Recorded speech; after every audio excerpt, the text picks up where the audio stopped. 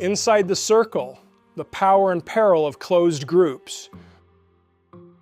The role and risks of closed social groups in martial arts, yoga, clubs, and other exclusive communities. Closed social groups, such as private yoga or martial arts schools, serve a unique purpose within their respective disciplines. Depending on the intent behind their structure, their exclusivity can have advantages and drawbacks. Similar dynamics can be found in other exclusive communities, such as religious orders, secret societies, and elite academic circles.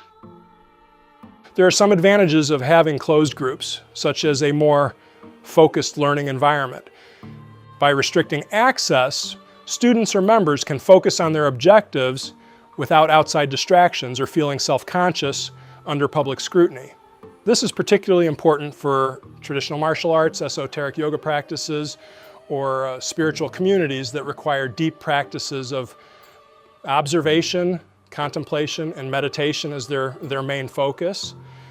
Preservation of tradition.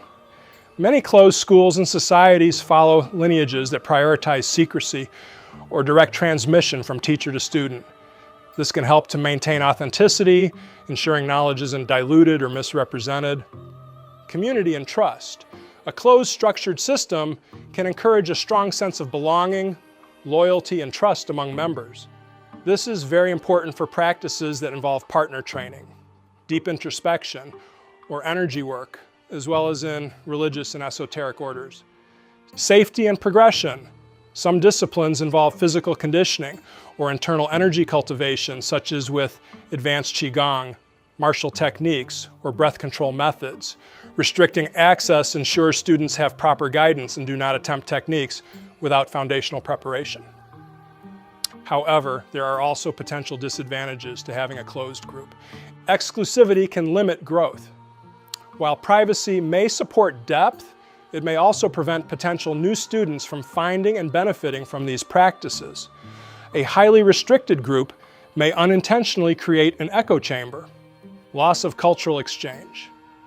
Martial arts, yoga, and many esoteric traditions have deep historical roots, but have evolved through cultural exchange.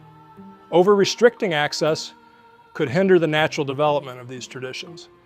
Risk of elitism or dogmatism. If not managed well, closed groups can sometimes lead to rigid, authoritarian-type hierarchies, where senior members become resistant to new ideas or outsiders. This can lead to stagnation rather than growth. Barrier to understanding. In some cases, secrecy can lead to stigma, misinformation, or misinterpretation from outsiders of the group who speculate about what happens within the group. When closed groups use insular dynamics.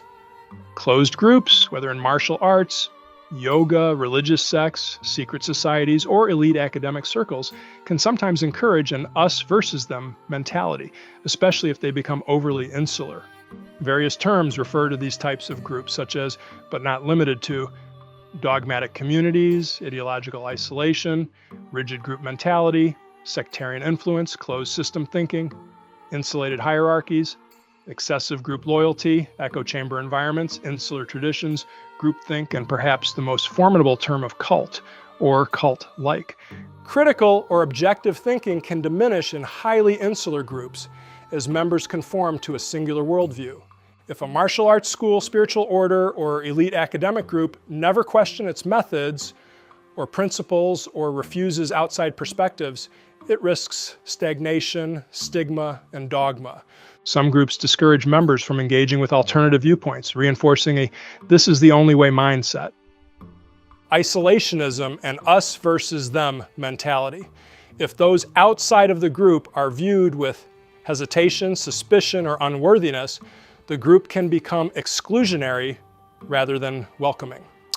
Some esoteric circles, religious sects, or martial arts schools forbid interactions with non-members, creating psychological dependence from within the closed group. Over time, this can erode personal autonomy and discourage critical reflection, loaded language, and indoctrination. Exclusive terminology or redefined words such as true knowledge, higher level students, the only, the original, and etc., can create a psychological barrier between insiders and outsiders. Language may be used to elevate the in-group while dismissing external knowledge as inferior, dangerous, or subversive. In more extreme cases, dissenting members may be labeled as unenlightened, not loyal, not ready, not qualified, or not clear to justify exclusion. Leader worship and hierarchical control. Some martial arts or yoga masters, religious leaders, or academic figures present themselves as the sole gatekeeper of knowledge, discouraging students or disciples from questioning authority. Strict obedience without space for personal growth can create an authoritarian dynamic, where members fear questioning the instructor, leader, or those in authority. This is especially risky in some of the internal arts and esoteric traditions, where progress is subjective and can be manipulated through metaphysical, mystical, or vague claims. How to avoid or become aware of insular dynamics in closed groups. Encourage critical thinking. Healthy groups welcome questions and debate rather than discouraging independent thought. Allow cross-training and exchange. Exposure to other traditions, teachers, perspectives, and resources keeps members from falling into dogma. Maintain ethical boundaries. If the group expects extreme devotion, secrecy, or control over members' lives, it's a huge red flag. Avoid fear-based loyalty. No legitimate school or organization should use fear, guilt, or manipulation to keep members from leaving. Foster openness without watering down by maybe having a semi-closed model where serious training is protected but knowledge is not hoarded, may be able to better balance tradition with accessibility. Are closed groups always bad? Not necessarily. Some amount of exclusivity can be beneficial for protecting advanced knowledge from misuse, maintaining depth and focus while training or creating a dedicated, distraction-free environment.